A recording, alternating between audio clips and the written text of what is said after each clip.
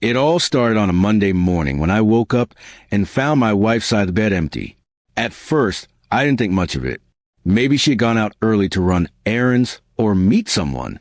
But as the hours passed, I realized her phone was switched off, her clothes and a few personal things were missing, and there was no note. Confused and worried, I called her friends, family, and even checked a nearby hospital, but no one had seen her. It felt like she had vanished into thin air. By the second day, I was starting to panic. I called the police and filed a missing person report. They asked if we'd fought recently, but I told them no, we hadn't had any major argument. Sure, we had disagreements like any couple, but nothing that would make her disappear. Still, I was sleepless and worried, imagining the worst. My mind kept jumping to scenarios of accidents or someone hurting her. On the third day, I was at work when I got a strange text from an unknown number. Maybe now you know how it feels to be ignored. My heart sank. That was something my wife had once said when she was upset about me working late. I instantly suspected it was connected to her. I replied, asking if it was her, but got no answer. That night, I couldn't eat. I just sat staring at my phone, waiting. By the fourth day, my anxiety turned into frustration. I reached out to one of her close friends, Tanya, again. This time, she was cold and dismissive, saying, maybe she just needs time away from you. That made me suspicious. Tanya had never liked me and often made sly remarks about me being too controlling just because I asked my wife to tell me if she'd be home late. Something felt off.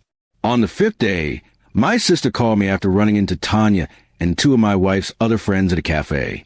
She overheard them laughing and saying something about teaching him a lesson and making him worry. My stomach twisted. That's when I realized my wife wasn't missing. She had left intentionally, and her friends were behind it. That night, anger boiled inside me. If she had wanted space, she could have just said so, but to let me think she might be hurt or dead, that was cruel. I stopped calling her and decided to wait. If she wanted to play this game, I'd let her see the consequences. On the sixth day, my wife finally returned home in the evening, acting casual like nothing had happened. She smiled faintly and said, "So did you miss me?" I didn't hug her. I didn't even answer. I just stared at her and said, "The police were looking for you. I thought you were dead." She rolled her eyes and said, "Oh, come on.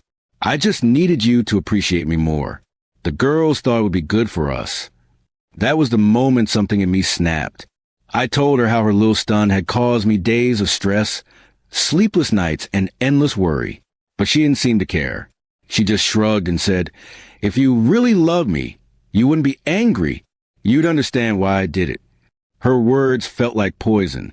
The next morning, I made my decision. I packed a small bag, locked up my valuables, and told her I was going to stay with my brother for a while.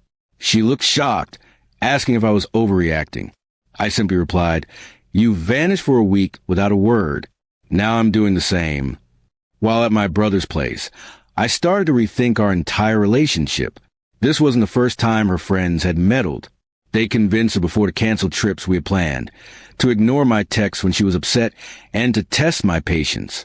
It was manipulation, and she always listened to them over me. After a few days, she started calling and texting nonstop, saying she missed me and wanted to come home.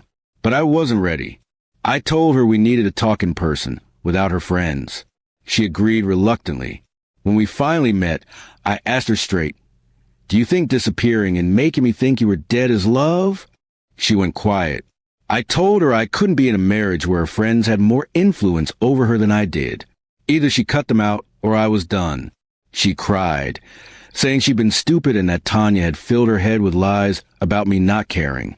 I told her it wasn't just stupid. It was cruel. I needed trust, not childish games.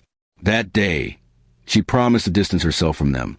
Whether she'll keep that promise or not, only time will tell. But one thing is certain, my love for her will never be the same after that week of hell.